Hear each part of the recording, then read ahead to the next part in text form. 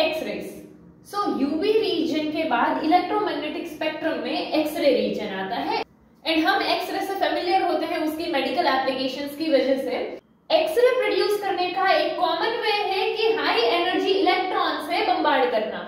And इसके अलावा हम एक्सरे के यूजेस देखें तो उसका जो है मेडिसिन में as a diagnostic tool use होता है एंड कैंसर ट्रीटमेंट के लिए भी एक्सरे का यूज किया जाता है। बट एक्सरे जो है वो लिविंग टिश्यू को डैमेज कर सकते हैं या डिस्ट्रॉय कर सकते हैं एंड इसीलिए हमें अननेसेसरी एक्सपोजर को अवॉइड करना चाहिए। Then gamma rays.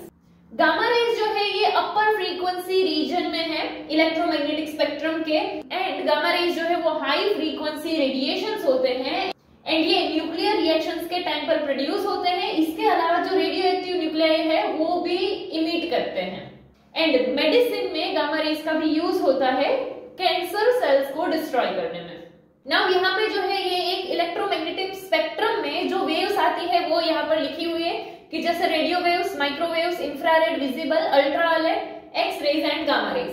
Now frequency and wavelength के हिसाब से देखें तो एक चीज जो हमें याद रखनी होगी कि फ्रीक्वेंसी एंड वेवलेंथ ये दोनों इनवर्सली प्रोपोर्शनल होते हैं। इनवर्सली प्रोपोर्शनल यानी क्या कि जब कोई एक कम होगा तो दूसरा इंक्रीज हो जाएगा, यानी कि जहां पर वेवलेंथ कम होगी फ्रीक्वेंसी ज्यादा होगी एंड जहां पर फ्रीक्वेंसी कम होगी वहां वेवलेंथ ज्यादा होगी।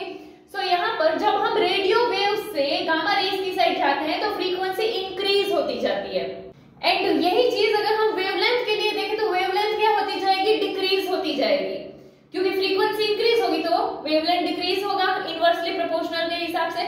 सो सबसे लोएस्ट फ्रीक्वेंसी जो है वो रेडियो वेव्स के लिए होती है, जो सबसे हाईएस्ट हमें मिलेगी वो किसके लिए है, गामा रेज के लिए। यही चीज अगर हम वेवलेंथ के लिए देखेंगे तो अपोजिट हो जाएगा कि रेडियो वेव्स के लिए जो वेवलेंथ होगी वो लॉन्गेस्ट होगी एंड शॉर्टेस्ट वेवलेंथ जो है वो गामा रेज की हुई। सो यहाँ पे क्या हाईएस्ट फ्रीक्वेंसी तो शॉर्टेस्ट वेवलेंथ, वही यहाँ पर क्या हुआ लॉन्गेस्ट वेवलेंथ तो लोएस्ट फ्रीक्वेंसी। अगर हम यहाँ से इस साइड जाएं तो फ्रीक्वेंसी क्या हो रही है